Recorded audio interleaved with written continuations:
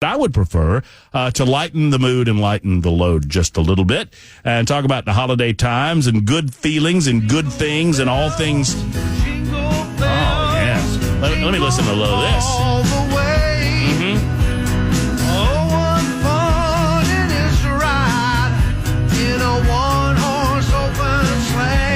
I can pick out that voice.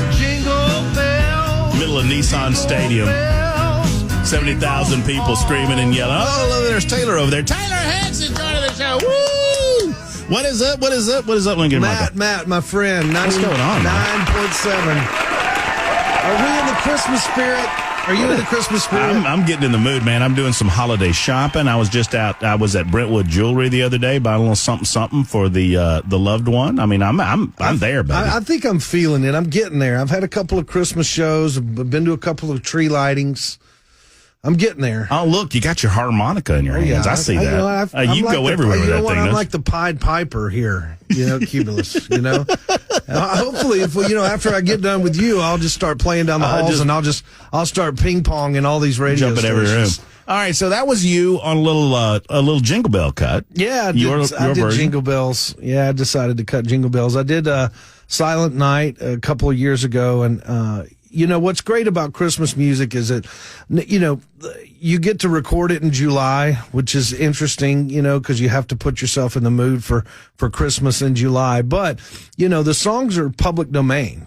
Some of the songs that record are so old that they become public domain songs. So you actually retain, a lot of the money from it, So that's another great thing about Christmas.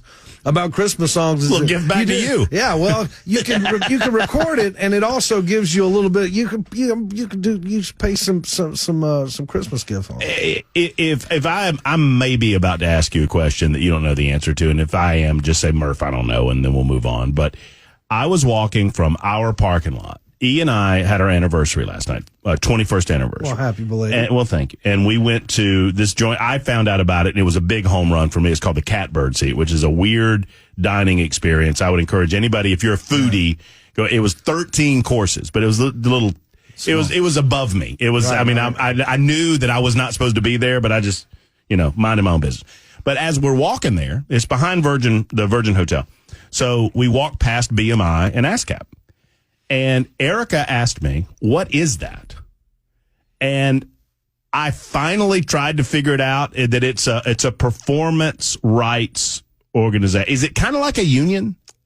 It's similar to a union. Yeah, it's similar to a union. I mean, that's how you get paid when your music gets played. That's basically what they do, is that they police, they police it for you. So when it gets played anywhere in the world, then they will go and find it, and they will cut you a check for it. You get it is a penny a pop or something. Important. BMI and ASCAP are very important players, and always have been in the music game, and especially here in Nashville. Which is why they're great companies. Yeah, which is why they're right at the head of music. I said I think it's a little symbolic. The two streets that is Music Row, they're right on the end of it. It's the head of the snake, man. Hey, Matt, if you walk into any restaurant or bar or store that plays music, they're required to have a license from one or both of those companies and display the sticker in an obvious place that they are licensed. And it's their way of generating revenue for the artist and then collecting it for them. There you go. Yeah, it's been around. It's a very archaic model, but nowadays with piracy and those two companies have really stood out to be the ones that have gone after royalties for artists for a long time. Have you had any conversation in your world with other musicians about AI? Has that hit the music world yet? A couple. It's hit the promotional world in where, you can drum up a poster. Right. Like I've used a couple of posters. Like if I wanted a Christmas poster for my show in Birmingham, I was like, I want Santa, going over the Magic City and that spits. It's that kind of stuff is, I feel like, it's okay, just the promotional part. Yeah, sure. But if you're talking about it writing a song for you, it's absolutely not. I think that's or putting in a program and giving samples of Taylor Hicks and his voice and saying, make that voice sing a different song and then throwing it out there like it's you. You know what I'm saying? Yeah, and that's gotta be a scary thing. What ASCAP and BMI are ultimately going to have to do is that they're going to have to. That's just another entity. AI is another entity that's going to have to be policed and by ASCAP and BMI. So that's a very interesting thing. Is like, how do you're trying to police the internet for money for artists. Right. Now you're going to have to police AI. So it's changing. Crazy world, man. Every 24 hours. When you first started in this business, were you still laying on tape? I mean, there was tape rolling when you started recording stuff, right? I still use tape. I used tape in my last record that I wrote. Did you really? Yeah, I used analog. Don't mind him. He's going to move that camera for that's what I love. I mean, that's a sound that will stand the test of time. For me, is just the warmth of an analog reel is. But it's changing. By the way, when Taylor comes in, I don't know Taylor as well as some, but I know him better than others. And when he comes in, I just feel like I'm just talking to him. So y'all forgive me for a second. But to reflect on that, I bought a record player, a nice record player, hadn't had one in a while, and set it back up. And I had heard people telling me, oh, it's better than digital, it's better than digital, it's better than digital. It is. And I don't know what it is about it. There's just a warmth. I mean, there's just a warmth to the tonality of the music. I mean, when you start getting into records, and especially when you start, working with analog tape, I mean, depending on how thick the tape is depending on how warm the sounds are. And, that's just something that I've always, loved. And I've always, and you can really hear the difference, I think, Digital's great. Don't get me wrong.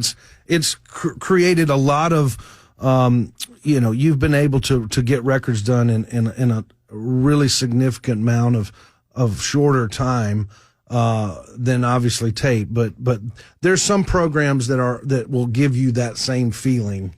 Do you have a studio that if I said, what's your favorite studio that comes to mind to record in?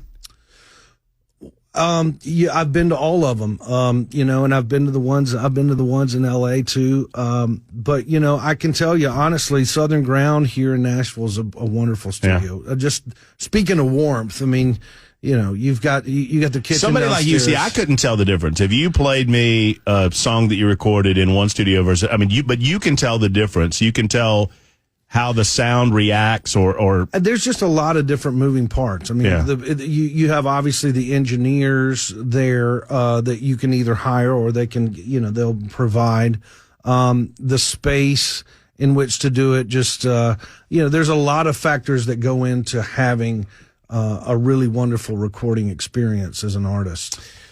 Is there anything intimidating about recording Jingle Bells? Or do you just absolutely not? I mean, you know what I'm saying? But no, it was just one of those things. I've been able to be around Delbert McClinton and Gary Nicholson here in town for years, and I've listened to their music and stuff. And I just, I decided that I was going to do kind of a Delbert McClinton take on Jingle Bells. You can hear it, absolutely. I was, what would Delbert do? Delbo. That's kind of my motto. And some of the music business stuff that I've gone through, especially artistically, he's definitely one that I've always followed. So yeah, Jingle Bell was just kind of one of those things. It's, I wanted something upbeat and positive, and we decided to put it out, and it'll definitely get you in the Christmas spirit. Amen. Well, download the thing. Just go to where you download music and download Jingle Bells by Taylor Hicks, and jingle jingle all the way to Christmas time. What do you do for the holidays? You got family? What? Yeah, I got family. I go see them. This year around, man, I don't know if I'm going to be traveling a ton. This first quarter of next year, and I was just thinking about that, Matt, when I was coming up here and speaking about traveling and Christmas time. I spent a month. I spent the month of March in the Middle East, and I performed at probably 9 or 10 military bases over in the Middle East, and some of the actual bases are very important for our safety. And I could kind of really only go that far, but when I think about Christmas time and everybody being in the Christmas spirit here, and you see, the Christmas lightings, and you see all of this wonderful, scenery, and I just kind of resorted back to what those military installations are like, and how, and just how important they are to our safety and our freedom. And they do a grand job of trying to make it as American and as possible. With, we got Subway, they had Subways and stuff, and I'm sure that all the Christmas trees are up. But I just think it's smart. They do everything, but they can't make it home. They can't make it home. And I feel like that, coming up here today, and having that experience and looking back on the year that I've had and spending time over there at those military installations, we need to just take just a moment when we see all of this beautiful scenery for the holidays, to wish those folks that are keeping our freedom alive, a happy and warm holiday over there too. That's cool. No, that's well spoken. All right, I'll tell you what, let's take a break now. When you come back, we'll talk about Franklin Theater, some of the other things you're doing around town, especially this event at the Franklin Theater, January 19th, and maybe I'll get you to play the harmonica. Let's do it, baby. Come on, Happy let's holidays. do it. All right, we'll be back in a moment. It's 117 Super Talk 99.7 WTN with Taylor Hicks in studio. Back in a moment. It was rough. I remember one year. Is your mama still around? Grandma's not. Grandma's not? Grandma's not. Your mama's still here? Mom's still. Is your mama well aware? I mean, mom your opinion can on cook this? a little bit, but when we got around the dad's side of the family, y'all get a kick out of this. So we started digging in the dressing, and then all of a sudden there was this like shimmer of red.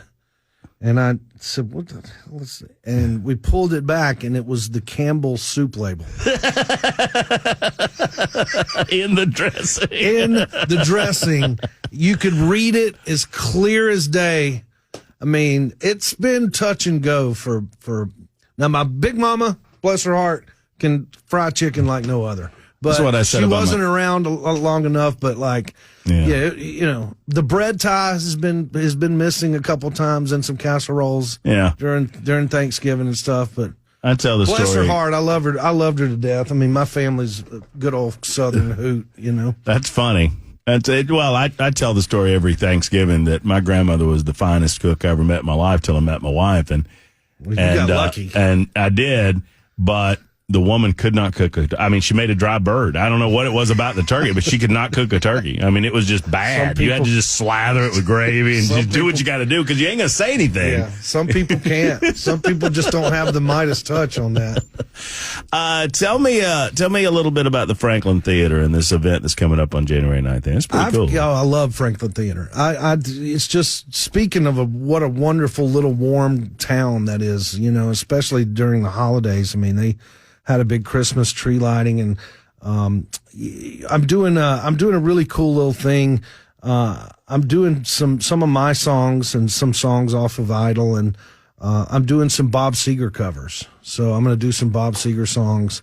So I love doing when I'm in those small theaters like that, to be able to kind of take an artist and kind of draw from some of his songs and do some of my songs. It's just a neat experience, and I love doing it just because I love Seeger, and so I'm kind of doing it's a really cool thing that I haven't done in a while, which I'll take an artist like Seeger or Van Morrison and play the Franklin Theater. I love the Franklin Theater, though. Are you going to do this?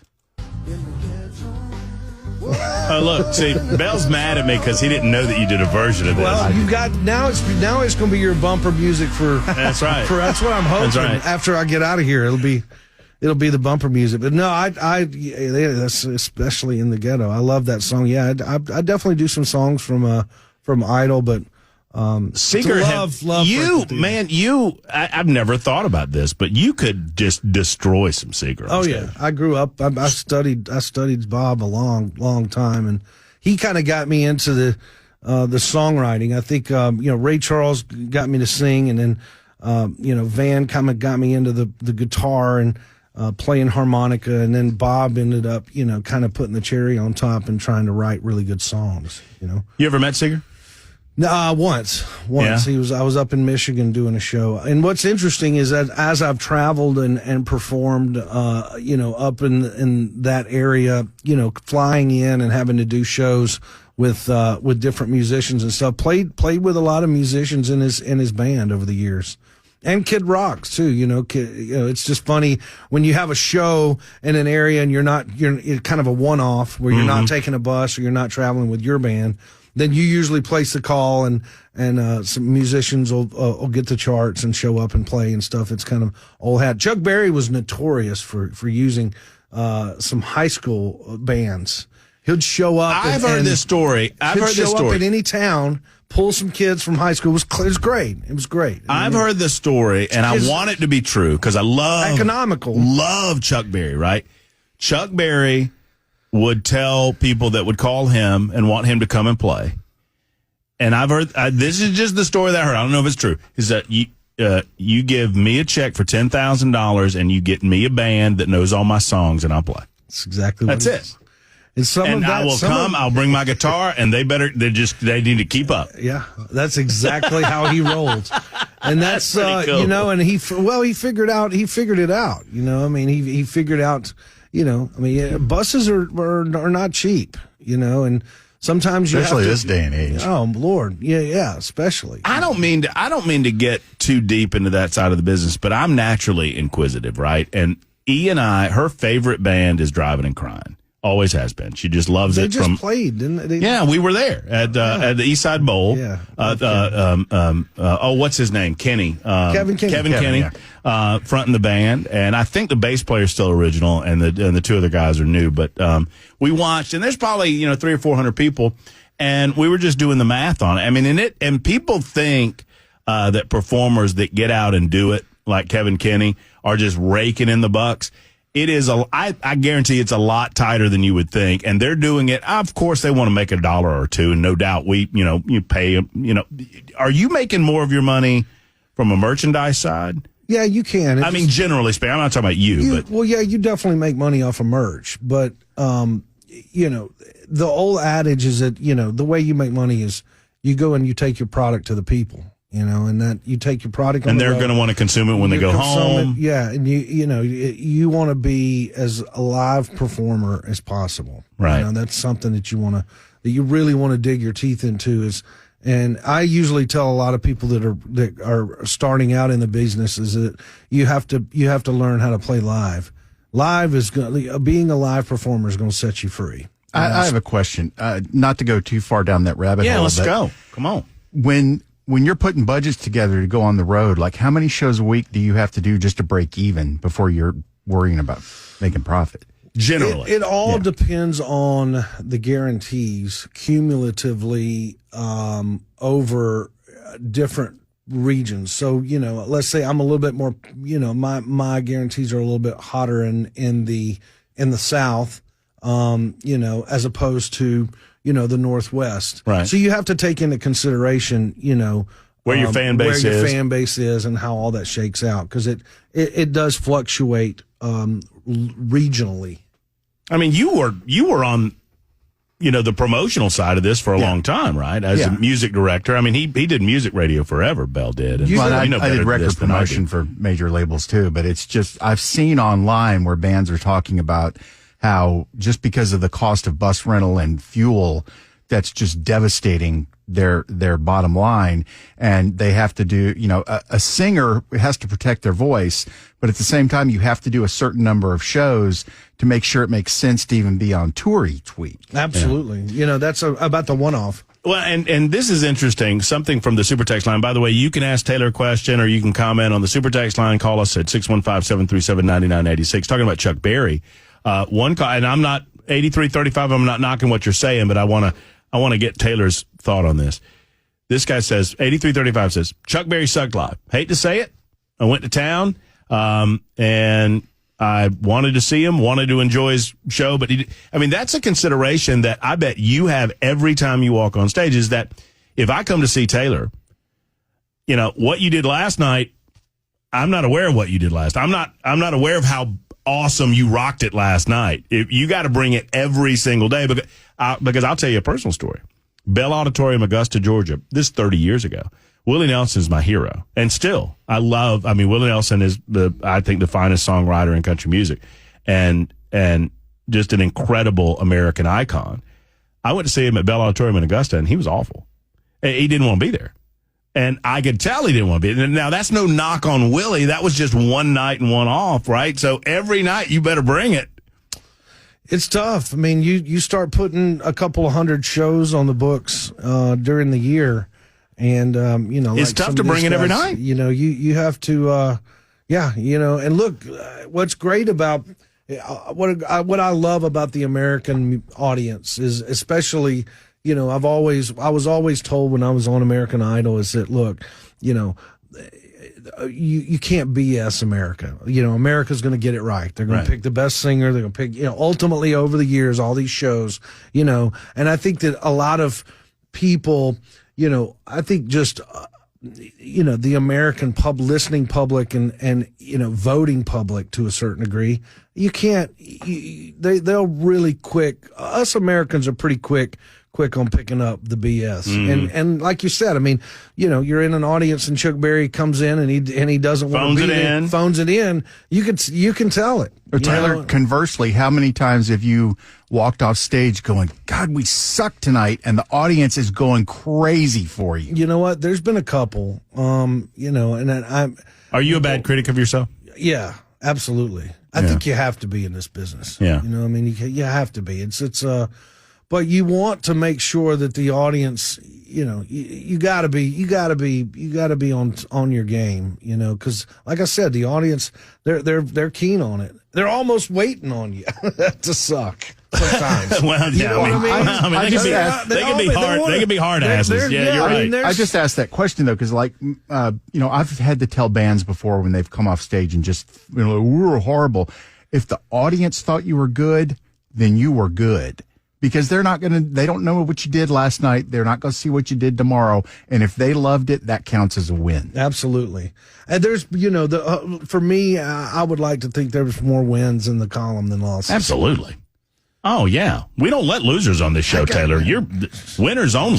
Here you don't. If there's one loser on this show, it's me. Nobody's going to be out losering me on my own show. Hey, we've got another segment with Taylor. We'll talk more about how you can pick up tickets January 19th at the Franklin Theater, and we may get him to suck and blow on that harmonica a little bit, too. It's Super Talk 99.7 WTN.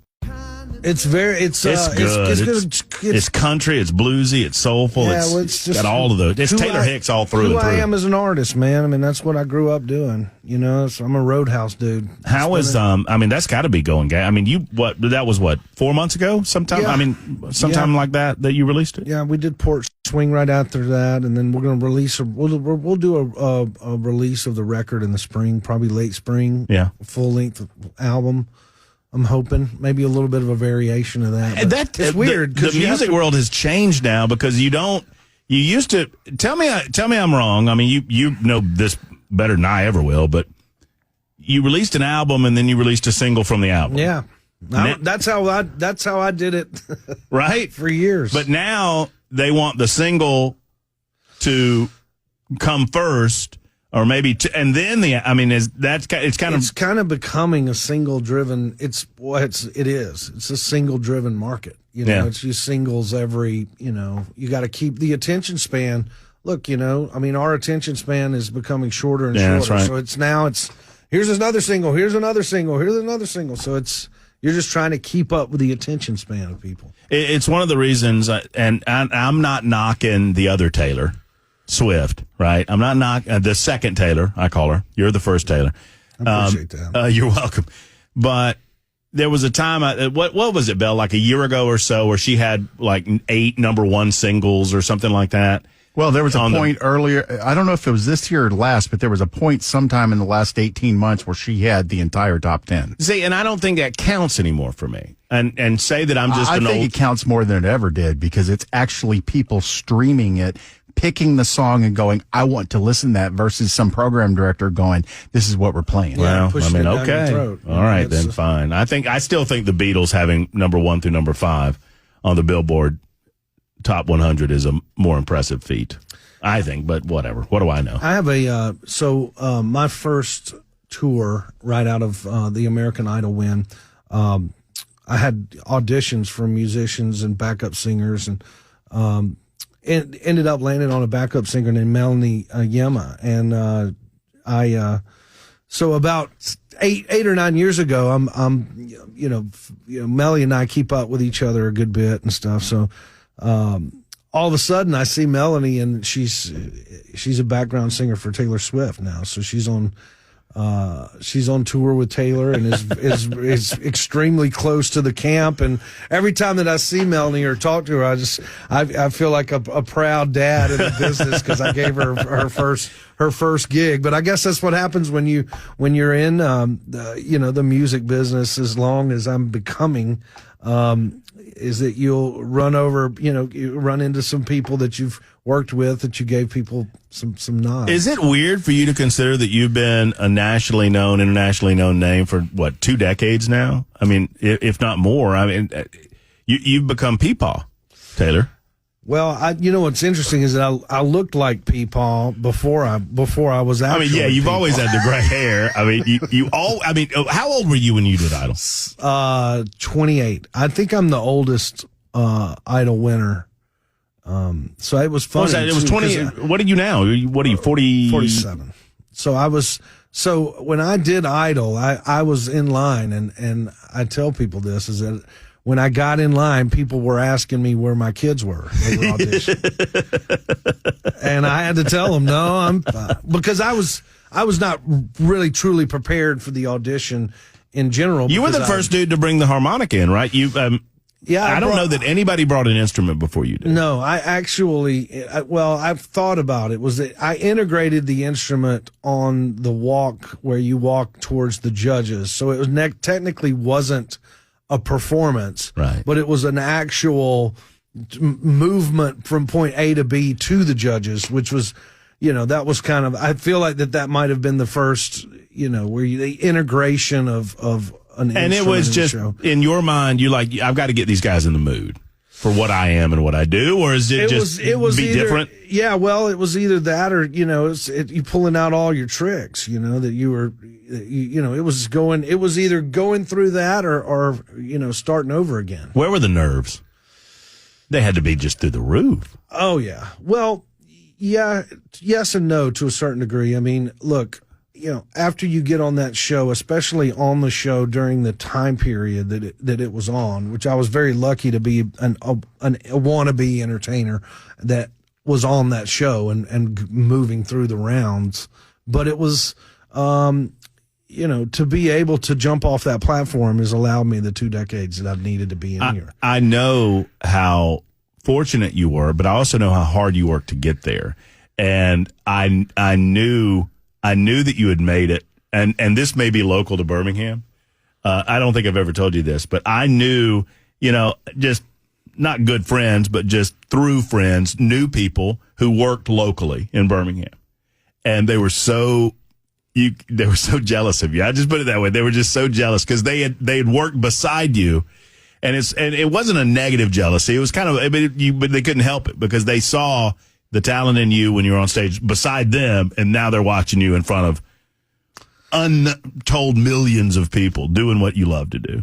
You got to keep your karma wheel intact. I always paid my band, even though I didn't have the money to do it. I mean, I was, take my Regions check card and spend, always paid the band. Yeah. I would always, take care of people and, be nice to people. I mean, karma's a real thing. And when it gets down to, a life-changing moment for you, being good to people and being nice to folks and keeping your karma wheel intact is important. I was thinking about this when we were watching Kevin Kinney on stage with Driving and Crying.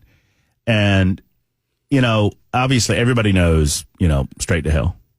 And I think they'd run him out of town if he comes on stage and does a performance and then doesn't sing Straight to Hell. Absolutely. And for you, when we do these interviews, American Idol is kind of that for you. I mean, you've got a lot of good singles, a lot of good music that we could play, and we do. But I mean, do you feel like American Idol? I mean, is it something that you still embrace? Oh yeah. Oh well, you have to. I mean, it's it's where you caught your big break. I mean, it's the platform in which you were, the medium in which you were born. The medium in which I was born was not necessarily music; it was television. Mm-hmm. Right. And it's interesting how that show, the mediums kind of are. They kind of interchange because it's music and it's TV first, music second. When you win the show, it's music first, and then but it's a blend of musical talent, which obviously you have it in spades, but also personality. I mean, people want to see somebody unique and different on the stage, and you had that in spades as well. They want to see that. Yeah, it was. I think that there was. I was kind of lucky that I kept a gray as long as I did, So did people tell you to die? Oh yeah, they wanted me to die on the show. I wasn't going to do it. I was. Hey, the gray's going to stay. I'm not changing. Well, now certainly. I think having gray hair as young as you were has made it look like you're aging really slowly. Because all I know is you with gray hair, so it doesn't look like you've gotten any older. It's kind of nice if you think about it, Taylor, because we thought you were 47 then, and you're 47 now. You know what? That's the silver lining. No pun intended. How you still enjoy living downtown Nashville? Love it. Yeah, beautiful. I enjoy being down here, and I like the vibe. I always have. I bounce between Birmingham and Nashville here, but being down here and being in the thick of it's always fun. All right, so Franklin Theater, let's talk about this. How can we go to TaylorHicks.com? Where do we go? TaylorHicks.com. You go to the Franklin Theater's website. We've got a great show lined up. Lots of really cool musicians from in town here and from Birmingham. And the Franklin Theater, if you've never been, is a really, really special theater here in this. It's town. Really cool. And you will not find a better downtown scene on a postcard. It's got great restaurants. Food, it's a great shops, the whole deal. That little area down there is great for dinner and a movie. Dinner and a show, dinner and a movie. So good. All right, give me some. Taylor Hicks. There it is.